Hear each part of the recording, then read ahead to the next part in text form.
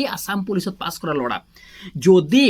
মানে ফিজিকেল নোহোৱাৰ আগমুহূৰ্ত যদি ফিজিকেল হৈ গ'ল আৰু আসাম পুলিচৰ ৰিজাল্ট নাহিলে তো কি কৰিব এই ল'ৰাটো তাতো যাব আৰু তাত কি হ'ব এটা পোষ্ট ভেকেঞ্চি খাই দিব একদম 100% গেৰেণ্টি যদি সি আসাম পুলিচ যদি পাছ কৰিব পাৰে তো 100% গেৰেণ্টি আছে SSC GD সি পাছ কৰিব পাৰিব একদম ফিক্স আছে মই আপুনি ধৰি লওক একদম 100% এটা ফিক্স হয় এইটো ধৰি লওক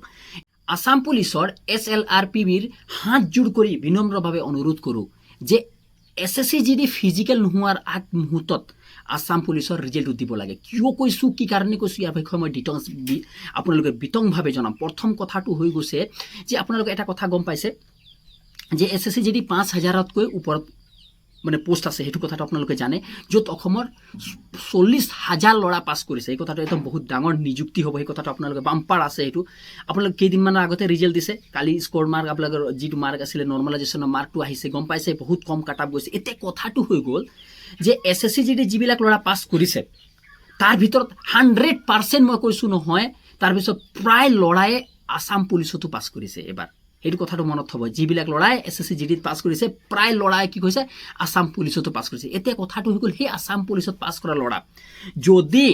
মানে ফিজিকেল নোহোৱাৰ আগমুহূৰ্ত যদি ফিজিকেল হৈ গ'ল আৰু আসাম পুলিচৰ ৰিজাল্ট নাহিলে তো কি কৰিব এই ল'ৰাটো তাতো যাব আৰু তাত কি হ'ব এটা পোষ্ট ভেকেঞ্চি খাই দিব একদম 100% গেৰেণ্টি যদি সি আসাম পুলিচ যদি পাছ কৰিব পাৰে তো 100% গেৰেণ্টি আছে SSC GD সি পাছ কৰিব পাৰিব একদম ফিক্স আছে মই আপুনি ধৰি লওক একদম 100% এটা ফিক্স হয় এইটো ধৰি লওক এতিয়া কথাটো হৈ গ'ল যদি আসাম পুলিচে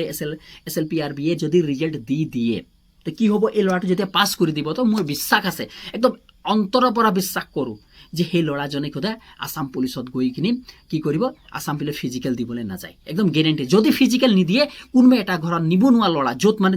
একদম দুখীয়া ঘৰৰ ল'ৰা আৰু যিটো পঢ়া শুনা কৰি নিবনুৱা ঘৰৰ ল'ৰা এটা সেই পোষ্টটো পাব কিন্তু চৰকাৰে এইটো 100% দৃষ্টিকোণ থ'ব লাগে SLPRBৰ এটা 100% দৃষ্টিকোণ থ'ব লাগে যে SSC GD ফিজিকেল নপাওঁতে বা ফিজিকেল হোৱাৰ আগমুহূৰ্তত বা ফিজিকেল ডেট নোহোৱাৰ আগমুহূৰ্তত আসাম পুলিচৰ ৰিজাল্টটো দি দিব লাগে নহ'লে অন্যথা বহুত পোষ্ট SSC GD এই ল'ৰাবিলাকে খাই দিব গেৰেণ্টি আছে 50 যদি 5000 পোষ্ট হ'ব তাত 100% গেৰেণ্টি থৈ লওক এই SSC GDৰ 1000টা ল'ৰা তাত 100% সোমাব সেইটো গেৰেণ্টি আপুনি লিখি লৈ লওক আপুনি নহ'লে আপুনি শেষৰ তালিকাত আপোনালোকৰ গাঁৱতো চাই ল'ব আপুনি জোৰ হয় তাতে চাওকচোন যিবিলাক আসাম পুলিচত ল'ৰা পাছ কৰিছে তাৰ প্ৰায় ল'ৰাই কি হৈছে SSC GDটো পাছ কৰিছে কিয়নো 40,000 ল'ৰাটো অলপ চলপ নহয় সেইকাৰণে মই SLRPB হাত জোৰ কৰি বিনম্ৰভাৱে অনুৰোধ কৰোঁ যে SSC GD ফিজিকেল নহওঁতে আপোনালোকে আসাম পুলিচৰ ৰিজাল্ট দিব লাগে তেতিয়াহ'লে ধন্যবাদ ভিডিঅ'টো ভাল লাগিলে অন্য গ্ৰুপত শ্বেয়াৰ কৰা কমেণ্ট কৰিব নাপাহৰিবা তুমি যে SSC GD পাছ কৰিছা নে নাই কৰা আৰু চেনেলটো ছাবস্ক্ৰাইব কৰিব নাপাহৰিবা